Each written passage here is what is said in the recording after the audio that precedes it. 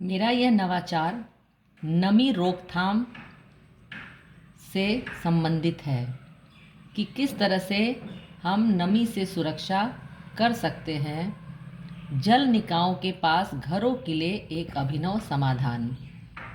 पानी या घर की नींव की हमने एक एनिमेशन इमेज बनाई है।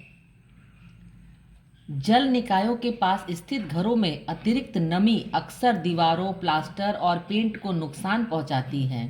नमी की वजह से स्वास्थ्य समस्याएं जैसे श्वसन रोग और एलर्जी उत्पन्न हो सकते हैं।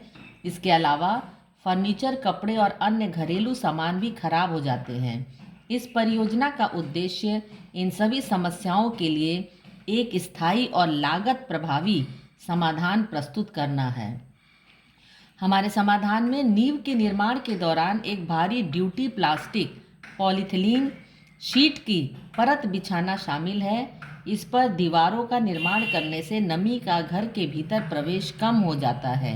यह विधि दीवारों, प्लास्टर और पेंट के स्थायित्व को बढ़ाती है और दीर्घकालीन संरचनात्मक सुरक्षा सुनिश्चित करती है।